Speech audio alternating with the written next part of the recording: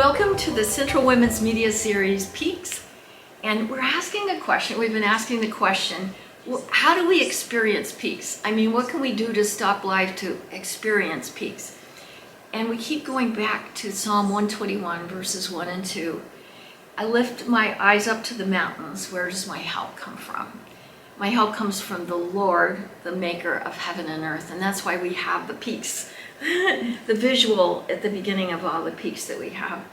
So you can listen to peaks by going to the Central Women podcast, and you can listen to it by Apple, Anchor, or Spotify, or you can watch it on YouTube, and you can go to youtube.com at Central Women, and the numbers are 3698, but the best is to click it on and subscribe so that you can be notified each week, and then it's no big deal, and you get it. So anyway, welcome ladies, welcome today, and we have Karin here, Karin Dahlman here today, and it's so good to have you here. So we knew each other a little bit, but 7 years ago we were roommates in Israel, and that's how we really got to know each other. Yes, we did. Very fast and furious. It was awesome. It was awesome. We have quite a few stories, and we're not going to go into the stories today.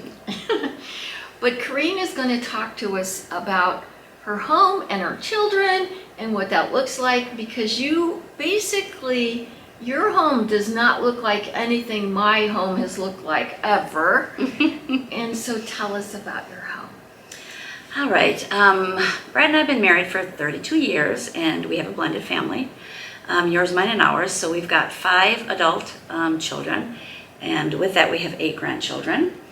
2 brand new ones, one's a year and the other one's a month, so that's been really fun. We live on 5 acres. We have horses and chickens, and usually lots and lots of children.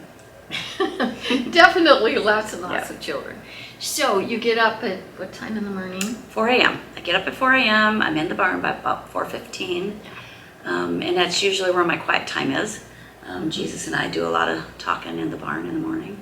It's quiet. Horses are happy to see me. So I'm out there doing all my chores in the morning, and then I come in, get ready, and then I have about an hour before I wake kids up. Kids all get up at about 5:30. So tell us about that. Like, tell us about your normal day or week or whatever. Food, like I'm thinking that all the women are thinking, how does she even do meals? But start with just what it looks like normally. Okay, so I said before we had 5 grown children, so we are on we call it our batch 2, 3, 4, 20, 30, whatever. We are a foster adopt family, and so we have right now, we've got a pile of teenagers at home, and so they start getting up like at 5:30.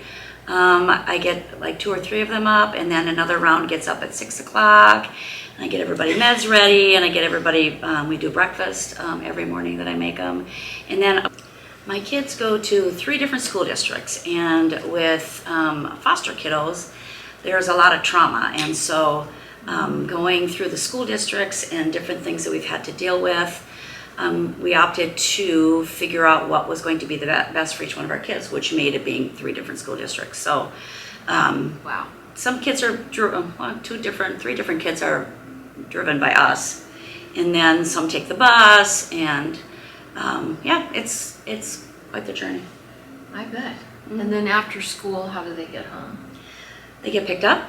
Brad will drive in the morning. We carpool with neighbors also, and then I pick them up, and I do my rounds and get home before the bus gets home to let some of the kids off, and then we just start our evening homework and all that kind of fun stuff.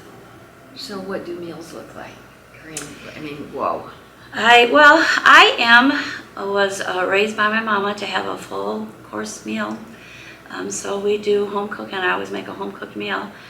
Friday nights are our pizza nights, so we get to have takeout pizza on Friday nights, and then Brad will usually do some kind of a grilling on the weekend. Otherwise, I'm doing meatloaf and potatoes and spaghetti, and tomorrow's tater tot hot dish. Tater tot hot dish. Yes. What time do you have to start on that? Usually right when the kids get home. I start throwing everything together. So around your table on a normal night, how many do you have? Right now, I say we're low. We have 6 kids, and Brad and I, so that's 8. We just, like in the past couple years, we've ran a house of 10. We had 10 children, and then it was Brad and I. and then 4 of our kiddos moved back to family, 2 different reservations. So you have grandkids too? I do have grandkids, yes. And 2 are here? Yep. And then you have some remote grandkids. So I have. you take trips to visit them too, I know. I do. I have 6 up in Minnesota, and the hard part of being a grandma, which I'm a nana, and I'm raising my kids with my daughter-in-laws and my daughter, like the ones that are up in Minnesota, we have kids that are about the same age. And so I have to be very intentional to be a nana and not, I don't bring my kids with me. I don't bring any of my kids when I go to visit usually, because I don't want to be mom. I want to give all my attention to my grandkids. I don't want that to be something that is a struggle, and it is. I mean, and honestly, it can be a struggle when you are a foster family and you've adopted and you've got grandkids, and you want to make sure that you're not taking away from that time, because Brad and I we're not young, and so we are in the grandparent age and raising kids. So I just want to make sure that we are doing what we need to do for our biological family too. The whole blended part. The whole blended part's it's beautiful, amazing, hard. Yes. All the feels. So when we were in Israel on the trip, I remember asking you, what does this look like when you're not there? And I was it brought me to tears. You said, oh, Brad's all in. He's totally all in. This is her husband. Brad's totally all in, so much all in. And he said, you need to go on this. He pushed me to go on it, yes. Yeah. He's pushed me for many years to go. But the hard part of going anywhere is all the stuff that I have to set up beforehand. That's like even worse than being gone. So even like this last time I went to Minnesota, Brad's phone was beeping. I set all these alarms and he didn't look at the piece of paper to find out why I set the alarms on there. But I have to write everything, how everything flows, where the kids have to go and what time their medications are, and their little quirks, because I run the house. He is self-employed, so he has a construction business, and he's gone from early in the morning until in the afternoon. So I run the house usually. So everything, I just have to lay it out like a calendar that tells him exactly what he needs to do. But he does it. He does it. The first time I talked to Brad, I was just talking to him about life or whatever, and it was, the construction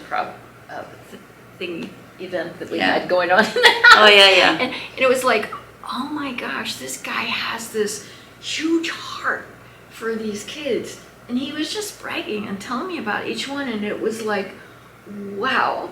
So you're in it together. I mean, We are. You really are in it together, and I just love that about your family, that you have such a big heart, that you can be a nana, that you can be a mom, a dad, you can do all of those things. There's lots of hats. There's a lot of hats. You wear a lot of hats, and you're very active at church. I am. That's one thing I've realized doing foster care and the journey, because we've done it for a lot of years. We've had like 23 kids in and out of our home, and we've had a lot of valleys, a lot of valleys. And without our church family, without our village, and you need a village, and they came and would literally held our family together, like wrapped their arms around our family. And we had lost a baby to SIDS. We had her at a day old, and she passed away when she was 6 months old. And if it wasn't for our church village, we never would have made it. They just swooped in and lifted us up. And our kiddos now that are teenagers, we've had them since they were tiny. So when they were toddlers, I remember thinking it was so hard. Toddler years, I had usually six under the age of 4 running around. And I remember thinking to myself, what is that going to look like when they're teenagers, And that's where we're at right now, where they're teenagers. And it's hard. It's hard. It's hard in this culture to raise typical teenagers, but then you add the trauma onto it, and it is just, I feel like I'm putting out fires one after the other. And our kids are very involved at Central, so they go to the Wednesday night programs, and they're in church on Sundays. And if it wasn't for that family, I've had them seeing my kids run off, walking on the side of the road, and God is so incredibly amazing. I'll get a phone call saying, so-and-so's walking on the side of the road. Did you know she took off? And I'm like, no. Okay, we're following her. And they'll follow her and they'll get her into the car and they just swoop in and take care of my family. And God has been so good with that. And without that, we could never do what we do. Well, I see Jesus first, Absolutely. or else all this would ever. Oh, it would never. Oh my gosh, it would never. And you were talking, right before we started recording, you were talking about the joys couldn't happen without, what were you saying? The joys could not happen without the valleys. I mean, even in the midst of brokenness, even in the midst of us having kids that left, we had kids that we had in our home for 6 years, and we had kids in our home that we've had for 7 years, and they were given back to their family. So when we're in foster care with the tribe, and that's what we work with, it's way different than stateside. So you can have children for many, many, many, many years, and it's all about bringing the kids back home to the mother tribe. And so those are such brokenness. When you lose a child that you've had for 7 years, you don't ever see them again. Or a kid goes back home to family, which is wonderful. I'm glad they get to go back home to family, but we love with all that we have. So when our kiddos leave, there's a huge brokenness in our heart, and that's how it should be. Every kid should be mourned when they leave. Every kid should be loved so much that somebody breaks when they leave, and that's what we do. We don't hold back. Our family loves, but it's painful. It's very painful. But in the midst of all of it, there's still joy, and it's what we choose because we have Jesus, you know, and our kids learn. I keep telling them, I said, if they were never in our home, they'd never have us to pray for them for the rest of our lives. We'll pray for each one of those 23 kids, you know, and that's where the joy comes in, into teaching our children that it's never about them. It's about what God's placed them on this earth to do. And I was sharing with our kids, we have 4 beds open, and I got a phone call just to do respite, just for the weekend.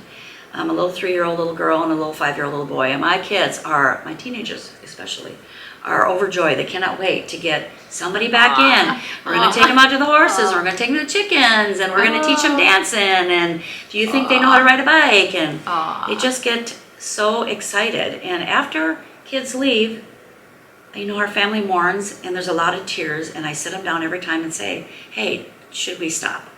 Should this be it? Because it's hard for me to watch my kids cry. It's hard for me to see that, you know, another trauma. My kids are been through trauma, and now there's more. Am I making it worse by bringing kids in, and they might leave, you know? And they're like, no, Mom, you can't. We can't stop, because we know that this is what God's called our family to do. And so Callie and Sam, who are my kiddos that Brett and I have together, they are almost 30 and 27. Both of them, everybody always asks me, they are such amazing kids, such amazing adults, so loving and kind, and they really are extraordinary. And it's because those two were the ones that were raised with us doing foster care. Yeah. Those two are the ones that, I mean, they raised kids with us, like they were all in. And now Callie's fostering.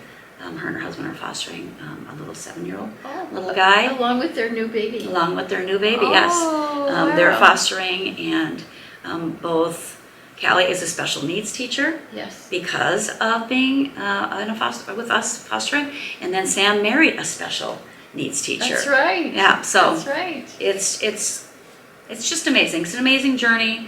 The highs are my kids. They always have been, as amazing human beings that God has placed in our hearts to help, to mold them, to love them fiercely, to be able to let go. And our Tristan, who's the oldest of our teens right now, he's turning 16 on Friday. And when we got him, he was 17 months old. And he put us through hell. And he, in the last 2 years, has become the most amazing human being. And he's he protects Mom. And he is doing amazing things. And he is actually volunteering in the high school, Queen Creek High School. He is part of the program for special needs kids. He's like a coach for their athletics department. And he comes alongside these kiddos because the teacher saw he was a kid that never made fun of these special need kids. Everybody else was telling the kids to leave him alone at lunchtime, and Tristan was like, come sit with me. And he would talk to them and listen to their stories. And so the special ed teacher came and said, you're something special. You need to be part of our program. I just see that around church with him. Oh, they're good. Lots of hard work to get to where we're at. But a lot of joy involved in all of it. I saw you in an event, and I said, how are you? And you said, oh, well, right now I'm hurting so badly. And you have to be honest, because that's what's happening. Oh, yeah. Sometimes the trauma is just so hard to bear. It is. It's very hard. But you've got Jesus. I've But got I just Jesus. see the Dahman family with all these big hearts. I mean, totally, for all the children. In the part of having Jesus, I think because you have to go through the valleys, that's where you learn to rely on him solely. If I was always on a peak, I would never have to rely on him solely. Being in the valleys is what's made my relationship with my Savior so incredibly flourishing. That's awesome. Karin, thanks. And you know what?